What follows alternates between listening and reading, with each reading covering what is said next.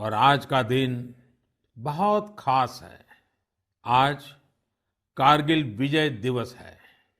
21 साल पहले आज के ही दिन कारगिल के युद्ध में हमारी सेना ने भारत की जीत का झंडा फहराया था। साथियों, कारगिल का युद्ध जिन परिस्थितियों में हुआ था वो भारत कभी नहीं भूल सकता। पाकिस्तान ने बड़े बड़े मंसूबे पालकर भारत की भूमि हथियाने और अपने यहाँ चल रहे आंतरिक कलह से ध्यान भटकाने को लेकर दुस्साहस किया था। भारत तब पाकिस्तान से अच्छे संबंधों के लिए प्रयासरत था, लेकिन कहा जाता है ना, बैरू अकारन सब काहू सौ, जो कर हित अनहित ताहू सौ। यानी दुष्ट का स्वभाव ही होता है हर किसी से बिना वजह दुश्मनी करना। ऐसे स्वभाव के लोग जो हित करता है उसका भी नुकसान ही सोचते हैं। इसलिए भारत की मित्रता के जवाब में पाकिस्तान द्वारा पीठ में छुरा घोंपने की कोशिश हुई थी, लेकिन उसके बाद भारत की वीर सेना ने जो पराक्रम दिखाया, भारत ने अपनी जो ताकत दिखाई, उसे पूरी दुनिया ने देखा। आप कल्पना कर सकते हैं, ऊंचे पहाड़ों पर बैठा हुआ दुश्मन और नीचे से लड़ रही हमारी सेनाएं, हमारे वीर जवान। लेकिन जीत पहाड़ की ऊंचाई की नहीं, भारत की सेनाओं के ऊंचे हौसले और सच्ची वीरता की हुई। साथियों, उस समय मुझे भी करगिल जाने और हमारे जवानों की वीरता के दर्शन का सौभाग्य मिला। वो दिन मेरे जीवन के सबसे अनमोल क्षणों में से एक है। मैं देख रहा हूं कि आज देश भर में लोग कारगिल विजय को याद कर रहे हैं। सोशल मीडिया पर एक हैशटैग करेज इन करगिल के साथ लोग अपने वीरों को नमन कर रहे हैं। जो शहीद हुए हैं उन्हें श्रद्धांजलि दे रहे हैं।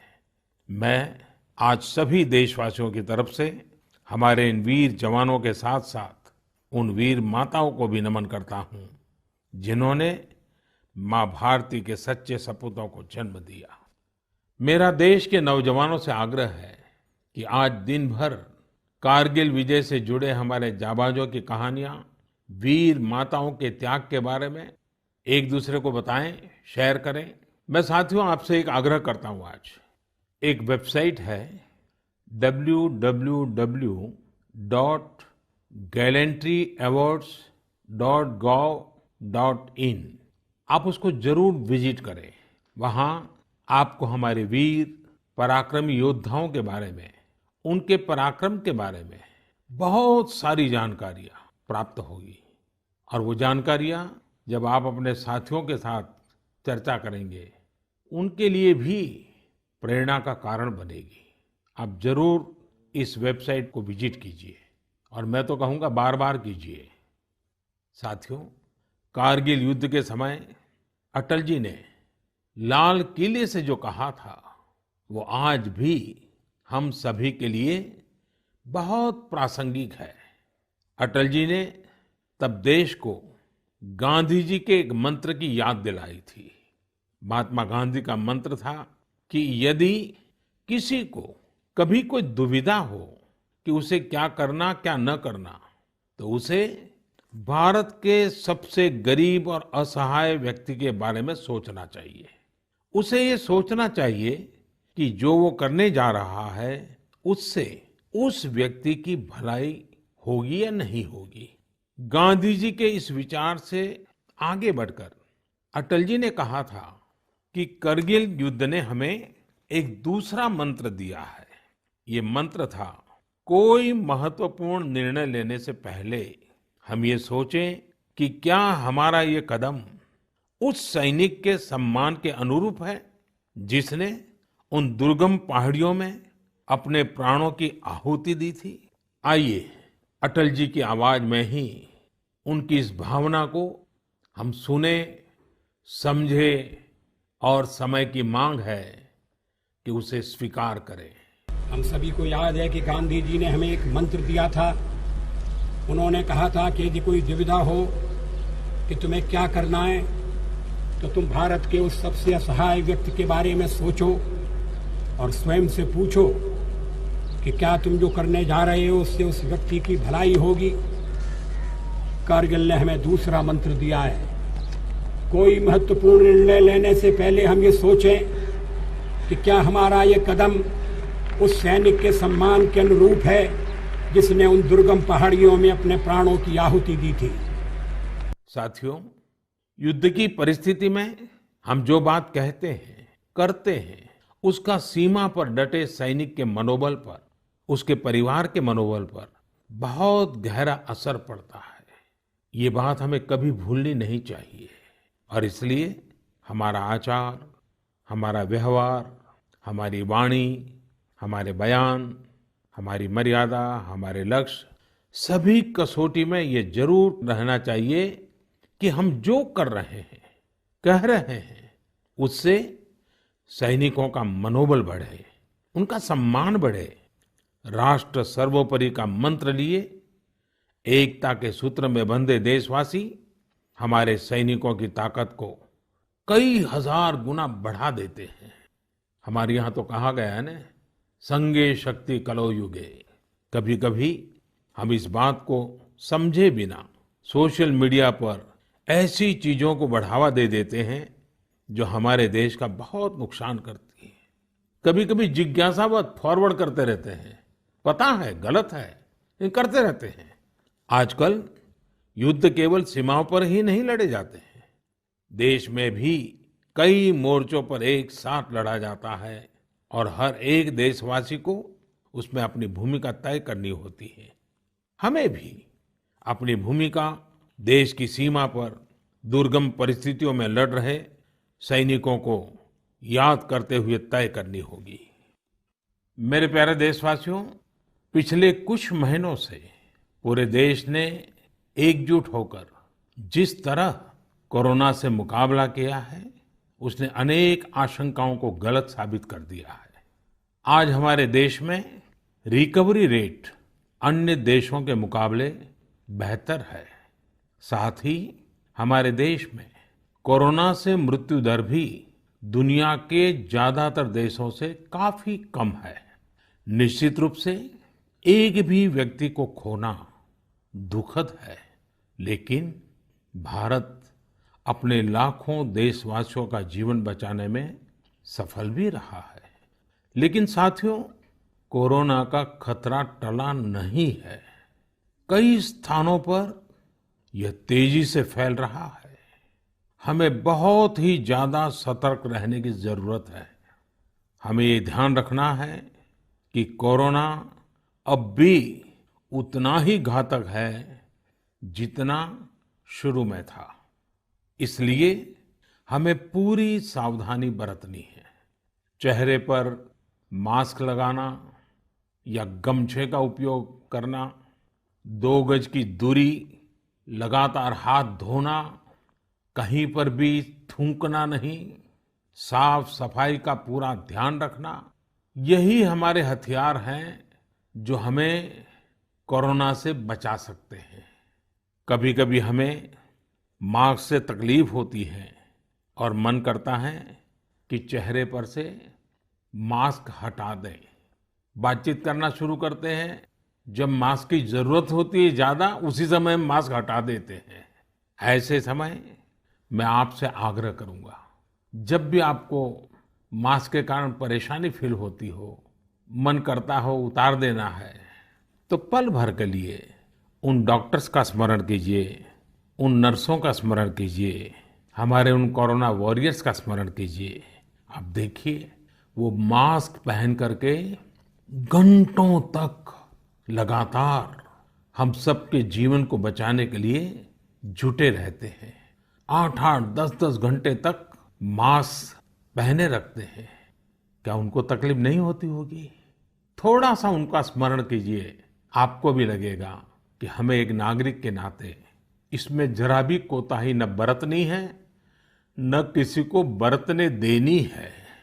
एक तरफ हमें कोरोना के खिलाफ लड़ाई को पूरी सजगता और सतर्कता के साथ लड़ना है, तो दूसरी ओर कठोर मेहनत से व्यवसाय, नौकरी, पढ़ाई, जो भी कर्तव्य हम निभाते हैं, उसमें गति लानी है, उसको भी नई ऊंचाई पर ले जाना है।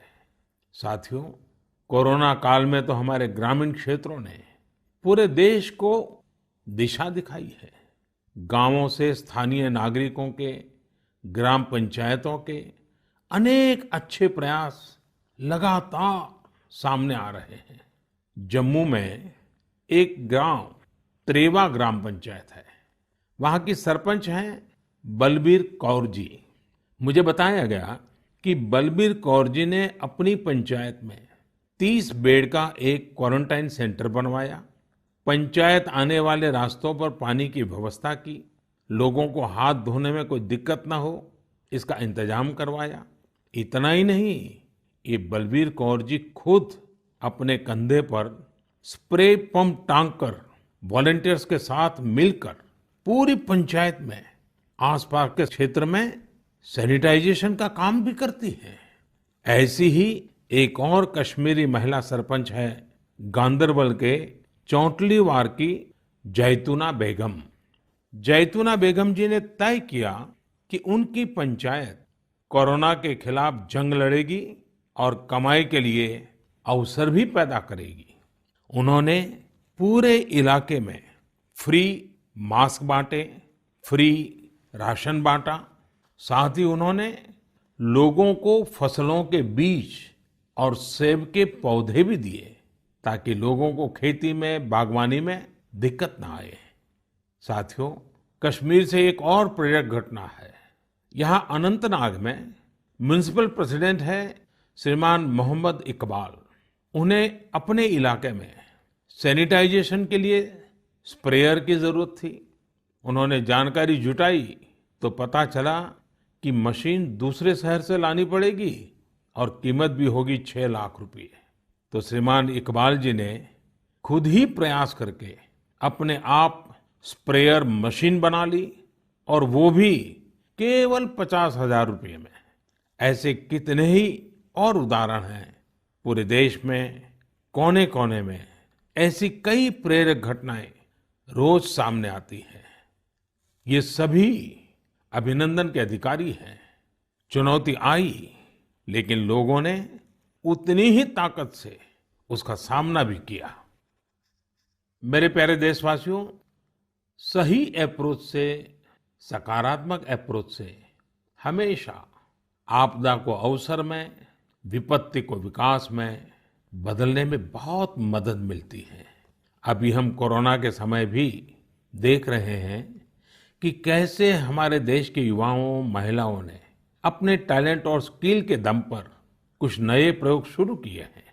बिहार में कई वुमेन सेल्फ हेल्प ग्रुप्स ने मधुबनी पेंटिंग वाले मास्क बनाना शुरू किया है, और देखते ही देखते ये खूब पॉपुलर हो गए।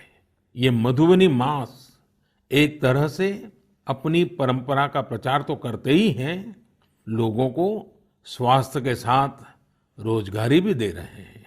आप जानते ही हैं, नॉर्थ ईस्ट में बैम्बू यानी बांस कितनी बड़ी मात्रा में होता है। अब इसी बांस से त्रिपुरा, मणिपुर, असम के कारीगरों ने हाई क्वालिटी की पानी की बोतल और टिफिन बॉक्स बनाना शुरू किया है बाम्बू से। आप अगर इनकी क्वालिटी देखेंगे तो भरोसा नहीं होगा कि बांस की बोतलें भी इतनी शानदार हो सकती हैं, और फिर ये बोतलें इको फ्रेंडली भी हैं। इन्हें जब बनाते हैं तो बांस को पहले नीम और दूसरे औषधीय पौधों के साथ उबाला जाता है। इससे इनमें औषधीय गुण भी आते हैं। छोटे छोटे स्थानीय प्रोडक्ट से कैसे बड़ी सफलता मिलती है, इसका एक उदाहरण झारखंड से भी मिलता है। झारखंड के बिशुनपुर में इन दिनों 30 से ज्यादा समूह मिलकर के लेमन ग्रास की खेती कर रहे हैं। लेमन ग्रास 4 महीनों में तैयार हो जाती है और उसका तेल बाजार में अच्छे दामों में बिकता है। इसकी आजकल काफी मांग भी है। मैं देश के 2 इलाकों के बारे में भी बात करना चाहता हूं। दोनों ही एक दूसरे से सैकड़ों किलोमीटर दूर है और अपने अपने तरीके से भारत को आत्मनिर्भर बनाने के लिए कुछ हटकर के काम कर रहे हैं। एक है लद्दाख और दूसरा है कच्छ। लेह और लद्दाख का नाम सामने आते ही खूबसूरत वादियां और ऊंचे ऊंचे पहाड़ों के दृश्य हमारे सामने आ जाते हैं। ताजी हवा के झोंके महसूस होने लगते हैं। वहीं कच्छ का जिक्र होते ही रेगिस्तान, दूर दूर तक रेगिस्तान, कहीं पेड़ पौधा भी नजर ना आए, ये सब हमारे सामने आ जाता है। लद्दाख में एक विशिष्ट फल होता है जिसका नाम चूली या एप्रिकॉट यानी खुबानी है। ये फसल इस क्षेत्र की इकोनॉमी को बदलने की क्षमता रखती है। परंतु अफसोस की बात यह है कि सप्लाई चेन, मौसम की मार जैसी अनेक चुनौतियों से ये जूझता रहता है। इसकी कम से कम बर्बादी हो, इसके लिए आजकल एक नए इनोवेशन का इस्तेमाल शुरू हुआ है। एक ड्यूअल सिस्टम है जिसका नाम है solar apricot dryer and space heater. ये खुबानी और दूसरे अन्य फलों एवं सब्जियों को जरूरत के अनुसार सुखा सकता है, और वो भी हाइजीनिक तरीके से। पहले जब खुबानी को खेतों के पास सुखाते थे तो इससे बर्बादी तो होती ही थी, साथ ही धूल और बारिश के पानी की वजह से फलों की क्वालिटी भी प्रभावित होती थी। दूसरी ओर आजकल कच्छ में किसान ड्रैगन फ्रूट्स की खेती के लिए सराहनीय प्रयास कर रहे हैं। बहुत से लोग जब सुनते हैं तो उन्हें आश्चर्य होता है, कच्छ और ड्रैगन फ्रूट्स, लेकिन वहां आज कई किसान इस कार्य में जुटे हैं। फल की गुणवत्ता और कम जमीन में ज्यादा उत्पाद को लेकर काफी इनोवेशन किए जा रहे हैं। मुझे बताया गया है कि ड्रैगन फ्रूट्स की लोकप्रियता लगातार बढ़ रही है, विशेषकर नाश्ते में इस्तेमाल काफी बढ़ा है। कच्छ के किसानों का संकल्प है कि देश को ड्रैगन फ्रूट्स का आयात न करना पड़े। यही तो आत्मनिर्भरता की बात है।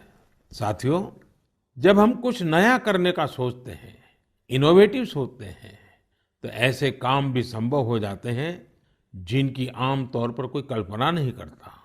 जैसे कि बिहार के कुछ युवाओं को ही लीजिए। पहले सामान्य नौकरी करते थे। एक दिन उन्होंने तय किया कि वो मोती यानी पल्स की खेती करेंगे। उनके क्षेत्र में लोगों को इस बारे में बहुत पता नहीं था, लेकिन इन लोगों ने पहले सारी जानकारी जुटाई, जयपुर और भुवनेश्वर जाकर ट्रेनिंग ली और अपने गांव में ही मोती की खेती शुरू कर दी। आज ये स्वयं तो इससे काफी कमाई कर ही रहे हैं। उन्होंने मुजफ्फरपुर, बेगूसराय और पटना में अन्य राज्यों से लौटे प्रवासी मजदूरों को इसकी ट्रेनिंग देनी भी शुरू कर दी है। कितने ही लोगों के लिए इससे आत्मनिर्भरता के रास्ते खुल गए हैं। साथियों, अभी कुछ दिन बाद रक्षाबंधन का पावन पर्व आ रहा है। मैं इन दिनों देख रहा हूं कि कई लोग और संस्थाएं इस बार रक्षाबंधन को अलग तरीके से मनाने का अभियान चला रहे हैं। कई लोग इसे वोकल फॉर लोकल से भी जोड़ रहे हैं, और बात भी सही है। हमारे पर्व हमारे समाज के, हमारे घर के पास ही किसी व्यक्ति का व्यापार बढ़े, उसका भी पर्व खुशहाल हो, तब पर्व का आनंद कुछ और ही हो जाता है। सभी देशवासियों को रक्षाबंधन की बहुत बहुत शुभकामनाएं। साथियों, 7 अगस्त को नेशनल हैंडलूम डे है। भारत का हैंडलूम, हमारा हैंडीक्राफ्ट अपने आप में सैकड़ों वर्षों का गौरवमय इतिहास समेटे हुए है। हम सभी का प्रयास होना चाहिए कि न सिर्फ भारतीय हैंडलूम और हैंडीक्राफ्ट का ज्यादा से ज्यादा उपयोग करें, बल्कि इसके बारे में हमें ज्यादा से ज्यादा लोगों को बताना भी चाहिए। भारत का हैंडलूम और हैंडीक्राफ्ट कितना रिच है, इसमें कितनी विविधता है, ये दुनिया जितना ज्यादा जानेगी उतना ही हमारे लोकल कारीगरों और बुनकरों को लाभ होगा। साथियों, विशेषकर मेरे युवा साथियों, हमारा देश बदल रहा है। कैसे बदल रहा है, कितनी तेजी से बदल रहा है, कैसे कैसे क्षेत्रों में बदल रहा है। एक सकारात्मक सोच के साथ अगर निगाह डालें तो हम खुद अचंभित रह जाएंगे। एक समय था जब खेलकूद से लेकर के अन्य सेक्टर्स में अधिकतर लोग या तो बड़े बड़े शहरों से होते थे या बड़े बड़े परिवार से या फिर नामी गिरामी स्कूल या कॉलेज से होते थे। अब देश बदल रहा है। गांवों से, छोटे शहरों से, सामान्य परिवार से हमारे युवा आगे आ रहे हैं, सफलता के नए शिखर चूम रहे हैं। ये लोग संकटों के बीच भी नए नए सपने संजोते हुए आगे बढ़ रहे हैं। कुछ ऐसा ही हमें अभी हाल ही में जो बोर्ड एग्जाम्स के रिजल्ट आए उसमें भी दिखता है। आज मन की बात में हम कुछ ऐसे ही प्रतिभाशाली बेटे बेटियों से बात करते हैं। ऐसी ही एक प्रतिभाशाली बेटी है कृतिका नांदल। कृतिका जी हरियाणा में पानीपत से हैं। हेलो कृतिका जी, नमस्ते। नमस्ते सर। इतने अच्छे परिणाम के लिए आपको बहुत बहुत बधाई। धन्यवाद सर। और आपको तो इन दिनों टेलीफोन लेते लेते भी आप थक गई होगी, इतने सारे लोगों के फोन आते होंगे। जी सर। और जो लोग बधाई देते हैं वो भी गर्व महसूस करते होंगे कि वो आपको जानते हैं। आपको कैसा लग रहा है? सर बहुत अच्छा लग रहा है। पेरेंट्स को प्राउड फील करा के खुद को भी इतना प्राउड फील हो रहा है। अच्छा, ये बताइए कि आपकी सबसे बड़ी प्रेरणा कौन है? सर मेरी मम्मी है सबसे बड़ी प्रेरणा तो मेरी। वाह। अच्छा, आप मम्मी से क्या सीख रही है? सर उन्होंने अपनी जिंदगी में इतनी मुश्किलें देखी फिर भी वो इतनी बोल्ड और इतनी स्ट्रोंग है। सर उन्हें देख देख के इतनी प्रेरणा मिलती है कि मैं भी उन्हीं की तरह बनूं। माँ कितनी पढ़ी लिखी हैं? सर बीए की है उन्होंने। बीए किया हुआ है? जी सर। अच्छा, तो माँ आपको सिखाती भी होगी? जी सर सिखाती हैं, दुनियादारी के बारे में हर बात बताती है। वह डांटती भी होगी? जी सर डांटती भी है। अच्छा बेटा, आप आगे क्या करना चाहती हैं? सर हम डॉक्टर बनना चाहते हैं। अरे वाह। एमबीबीएस। देखिए, डॉक्टर बनना आसान काम नहीं है। जी सर। डिग्री तो प्राप्त कर लेगी क्योंकि आप बड़ी तेजस्वी हो बेटा, लेकिन डॉक्टर का जीवन जो है वो समाज के लिए बहुत समर्पित होता है। जी सर। उसको कभी रात को चैन से सो भी नहीं सकता है, कभी भी पेशेंट का फोन आ जाता है, अस्पताल से फोन आ जाता है, उसको दौड़ना पड़ता है। एक प्रकार से 24/7 365 डेज डॉक्टर की जिंदगी लोगों की सेवा में लगी रहती है। Yes sir. और खतरा भी रहता है क्योंकि कभी पता नहीं आजकल के जिस प्रकार की बीमारियां हैं, तो डॉक्टर के सामने भी बहुत बड़ा संकट रहता है। जी सर। अच्छा कृतिका, हरियाणा तो खेलकूद में पूरे हिंदुस्तान के लिए हमेशा ही प्रेरणा देने वाला, प्रोत्साहन देने वाला राज्य रहा है। हाँ जी सर। तो आप भी तो कुछ खेलकूद में भाग लेती हैं क्या? कुछ खेलकूद पसंद है क्या आपको? सर बास्केटबॉल खेलते थे स्कूल में थे जब। अच्छा, आपकी ऊंचाई कितनी है? ज्यादा है ऊंचाई? नहीं सर 5'2" की है। अच्छा, तो फिर तुम्हारे खेल में पसंद करते हैं? सर वो तो बस पैशन है, खेल लेते हैं। अच्छा अच्छा। चलिए कृतिका जी, आपके माता जी को मेरी तरफ से प्रणाम कहिए। उन्होंने आपको इस प्रकार के योग्य बनाया, आपके जीवन को बनाया। आपकी माता जी को प्रणाम और आपको बहुत बहुत बधाई, बहुत बहुत शुभकामनाएं। धन्यवाद सर। आइए अब हम चलते हैं केरला, एर्नाकुलम। केरला के नौजवान से बात करेंगे। हेलो। हेलो सर, नमस्कार।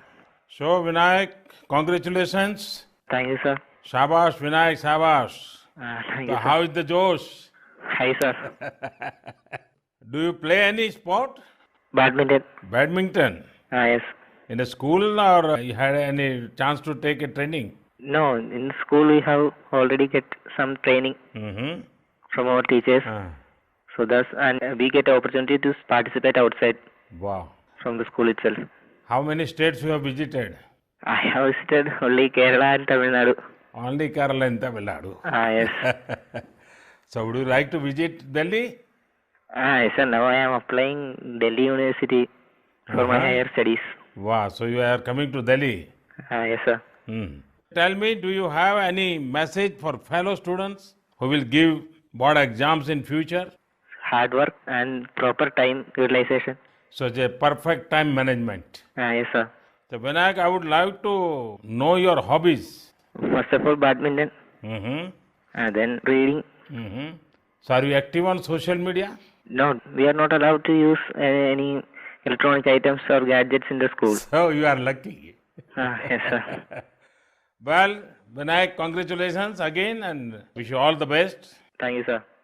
आइए हम उत्तर प्रदेश चलते हैं। उत्तर प्रदेश में अमरोहा के श्रीमान उस्मान सैफी से बात करेंगे। हेलो उस्मान, बहुत बहुत बधाई, आपको ढेरों ढेरों बधाई। Thank you sir. अच्छा, अब उस्मान बताइए कि आपने जो चाहा था वही रिजल्ट मिला कि कुछ कम आया? नहीं, जो चाहा था वही मिला है। मेरे पेरेंट्स भी बहुत खुश हैं। वाह अच्छा, परिवार में और भाई भी बहुत इतने ही तेजस्वी हैं कि घर में आप ही हैं जो इतने तेजस्वी हैं? सिर्फ मैं ही हूँ। मेरा भाई वो थोड़ा सा शरारती है, हाँ। बाकी मुझे लेकर बहुत खुश रहता है। अच्छा अच्छा। अच्छा, आप जब पढ़ रहे थे तो उस्मान आपका पसंदीदा विषय क्या था? मैथमेटिक्स। अरे वाह, तो मैथमेटिक्स में क्या रुचि रहती थी, कैसे हुआ, किस टीचर ने आपको प्रेरित किया? जी, हमारे एक सब्जेक्ट टीचर रजत सर, हम्म। उन्होंने मुझे प्रेरणा दी और वो बहुत अच्छा पढ़ाते हैं और मैथमेटिक्स शुरू से ही मेरा अच्छा रहा है और वो काफ़ी इंटरेस्टिंग सब्जेक्ट भी है। हम्म। तो जितना ज़्यादा करते हैं उतना ज़्यादा इंटरेस्ट आता है, तो इसलिए मेरा फेवरेट सब्जेक्ट। हम्म। आपको मालूम है एक ऑनलाइन वैदिक मैथमेटिक्स के क्लासेस चलते हैं? Yes sir. हाँ, कभी ट्राई किया है इसका? नहीं सर, अभी नहीं किया। आप देखिए, बहुत सारे आपके दोस्तों को लगेगा जैसे आप जादूगर है, क्योंकि कंप्यूटर की स्पीड से आप गिनती कर सकते हैं। वैदिक मैथमेटिक्स की बहुत सरल टेक्निक्स हैं और आजकल वो ऑनलाइन पर भी अवेलेबल होते हैं। जी सर। क्योंकि आपकी मैथमेटिक्स में इंटरेस्ट है तो बहुत सी नई नई चीजें भी आप दे सकते हैं। जी सर। अच्छा उस्मान, आप खाली समय में क्या करते हैं? खाली समय में सर कुछ ना कुछ लिखता रहता हूँ मैं। मुझे लिखने में बहुत इंटरेस्ट आता है। अरे वाह, मतलब आप मैथमेटिक्स में रुचि लेते हैं, लिटरेचर में भी रुचि लेते हैं? Yes sir. क्या लिखते हैं, कविताएं लिखते हैं, शायरियां लिखते हैं? कुछ भी करंट अफेयर से रिलेटेड कोई भी टॉपिक हो उस पर लिखता रहता हूँ। हाँ। नई नई जानकारियाँ मिलती रहती हैं, जैसे जीएसटी चला था और हमारा नोटबंदी, सब चीज। अरे वाह, कॉलेज की पढ़ाई करने के लिए आगे का क्या प्लान बना रहे हैं? सर मेरा जी मेंस का फर्स्ट अटेम्प्ट क्लियर हो चुका है और अब मैं सितंबर के लिए सेकंड अटेम्प्ट में अब बैठूंगा। मेरा मेन एम है कि मैं पहले आईआईटी से बैचलर डिग्री लूं और उसके बाद सिविल सर्विसेज में जाऊं और एक आईएएस बनूं। अरे वाह। अच्छा, आप टेक्नोलॉजी में भी रुचि लेते हैं? यस सर, इसलिए मैंने आईटी ऑप्ट किया है। फर्स्ट टाइम बैच था आईटी का। अच्छा, चलिए उस्मान, मेरी तरफ से बहुत शुभकामनाएं हैं। और आपका भाई शरारती है तो आपका समय भी अच्छा जाता होगा। और आपके माताजी पिताजी को भी मेरी तरफ से प्रणाम कहिए, उन्होंने आपको इस प्रकार से अवसर दिया, आपका हौसला बुलंद किया। और ये मुझे अच्छा लगा कि आप पढ़ाई के साथ साथ करंट इश्यूज पर अध्ययन भी करते हैं और लिखते भी हैं। देखिए, लिखने का फायदा ये होता है कि आपके विचार में शार्पनेस आती है। बहुत बहुत अच्छा फायदा होता है लिखने से। तो बहुत बहुत बधाई मेरी तरफ से। Thank you sir. आइए चलिए फिर एकदम से नीचे साउथ में चले जाते हैं, तमिलनाडु। नामक्कल से बेटी कनिगा से बात करेंगे। और कनिगा की बात तो बहुत ही इंस्पिरेशनल है। कनिगा जी, वणक्कम। वणक्कम sir. How are you? Fine sir. First of all, I would like to congratulate you for your great success. Thank you sir. When I hear of Namakkal, I think of the Anjaneya temple. Yes sir. Now I will also remember my interaction with you. Yes sir. So, congratulations again. Thank you sir. You would have worked very hard for exams. How was your experience while preparing? I was working hard from the start, so I didn't expect this result, but I have written well, so I will get a good result. What were your expectation? 485 or 486, like that I thought, sir. And now? 490. So, what is the reaction of your family members and your teachers? They were so happy and they were so proud, sir. Which was your favorite subject? Mathematics. Oh, and what are your future plans? I am going to become a doctor, if possible, in AFMC, sir. Mm-hmm. And your family members are also in a medical profession or somewhere else? Oh, sir, my father is a driver, but my sister is studying MBBS, sir. Arre wow. So first of all, I will do the pranam to your father, who is taking lot of care of your sister and yourself. It's a great service he is doing. Yes, sir. And it's an inspiration for all. Yes, sir. So my congratulations to you, your sister and your father and your family. Thank you, sir.